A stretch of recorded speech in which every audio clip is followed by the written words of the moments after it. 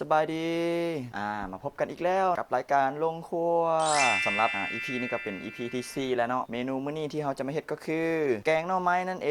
งเนาะเราจะมาเริ่มด้วยการจักหน่อเนาะจักหน่อต้มหรือว่าฝานหน่อต้มเนาะแบบเราเฮ็ดแบบมวยวัดเลยเนาะเราบ่แม่นมืออาชีพนะเราจะจักหน่อไปบ่ได้ส่วนแก่หลายเราก็บ่เอาเนาะคือแก่หลายเอาจะเอาแต่จุดที่มันสามารถนำอะไรกินได้นะจุดแข็งๆเขาก็เอา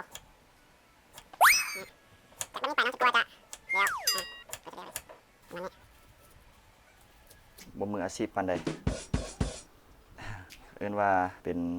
เชฟสมัครเล่นเนาะบ่แม่นเชฟกระทะเหล็กเด้นะประมาณนี้เฮ็ดไปจนแล้วเฮาก็ได้จักมาถึงหน่อสุดท้ายเนาะขั้นตอนต่อไปเฮาก็นำเอาหน่อที่เฮาจักนี่ไปต้มเนาะอาจจะตอนใหญ่ตอนน้อยเนี่ยเนาะสลับซับว่าอันสำเร็จสำหรับการจักหน่อของเฮาหม้อเฮาเริ่มฟุดแล้วเฮาจะใส่หม้อเลย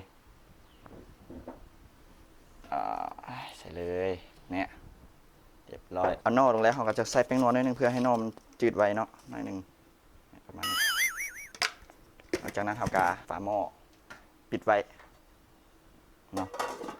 รอท่าประมาณ10 นาทีเราจะเริ่มแกงหลังจากที่เอาท่าต้มหน่อไปเนาะประมาณ15 นาทีเราจะมาเปิดฝาหม้อเบิ่งว่าหน่อโอเคแล้วบ่เนาะกำลังฟดเลยนะน่าจะจืดแล้วออกสีเหลืองๆแล้วเราจะทอกน้ำต้มหน่อออกเนาะแล้วเราจะเอาน้ำข้าวเบื่อเราที่เราต่ำเกี่ยมไว้แล้วก็มีน้ำยานางใส่พร้อมกันเลยเราจะเริ่มแกงเลยเนาะหลังจากที่เราทอกน้ำต้มหน่อออกแล้วก็ทิ้งหน่อออกจากกันเนาะเราจะเริ่มแกงเลยเอาหน่อลงเนาะตามด้วยน้ำยานางเนาะเราได้เขียนไว้เนี่ยตามด้วยข้าวเบื่อเนาะนี่ข้าวเบื่อที่เราเขียนไว้ผสมกับน้ำยานางและถอกใส่เลยหลังจากนั้นเนาะสิ่งที่เราควรเกี่ยมก็คือหัวสิงไข่ทับใส่เลยทับใส่ประมาณ2 หัวมีส่วนช่วยในการดับกลิ่นคาวของวัตถุดิบกลิ่นหอมเนาะใส่เป็นแบบมีรสหลังจากนี้เรากลับมาท่าเนาะท่าหม้อฟดเราจะกวบไปก่อนอีกประมาณ5 นาทีเนาะหม้อฟดแล้วเราจะใส่เครื่องหลังจาก5 นาทีผ่านไปเนาะเราจะมาไข่เบิ้งหม้อว่าฟดหรือบอเนาะเกี่ยมเครื่องลงเลยหม้อฟดแล้วเราจะพาหมักเพชรใส่ประมาณ2-3 หน่วยเนาะพาใส่เพราะว่าก่อนหน้านี้เราก็ตำใส่ข้าวเบื่อแหละสำหรับคนที่เอาหมักเพชรพาใส่เนาะทีมตามด้วยเครื่องเลยเนาะที่เราเกี่ยมไว้ในจานนี้ใส่ไปเลยเนาะพวกที่ว่าน้ำซุปใส่เห็ดก่อนเห็ดลงไปเห็ดกระตันหรือว่าเห็ดหูหนูแล้วก็มักแข็งบวกมักเผ็ดนี้แถมใส่เบิดหลังจากนั้นเรามาใส่เกลือเลยเนาะเกลือไปบวง1 รสนี่ตามมาด้วยแป้งนัวใส่บวง1 เส้นกันสุดท้ายเนาะตามด้วยพระเอกของเราปลาแดกนั่นเอง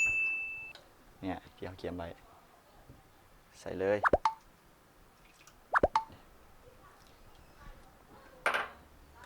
หลังจากที่ใส่ปลาแดกไปเนาะเราจะมาใส่ตอนเนาะก็คือตอนปลานั่นเองใส่ปลาดุกเนาะบางคนกะแล้วแต่ใส่กระดูกหมูก็แล้วแต่เนาะแล้วแต่คนมักแทนตอนกระดูกหมูเนาะเพราะว่าช่วงนี้หมูอหิวาเนาะใส่ปลาไปก่อนแล้วก็ใส่เครื่องครบแล้วเราจะกวบไว้รอท่ามันสุกเนาะแล้วเราจะมาซีมเบิ่งแล้วเราจะใส่ผักปิดท้ายปลาไว้ประมาณ5 นาทีเนาะหลังจาก5 นาทีผ่านไปเนาะเราจะมาไขเบิ่งหม้อเลยโอ้ฟดอย่างแห้งเนาะจะมาคนหน้าตาสีสันจะเป็นประมาณนี้เครื่องสุกแล้วใส่ผักเลยผักใส่เราจะปาไว้ประมาณ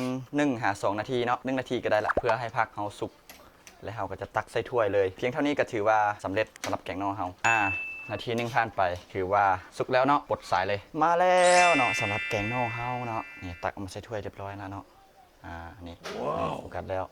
เนาะ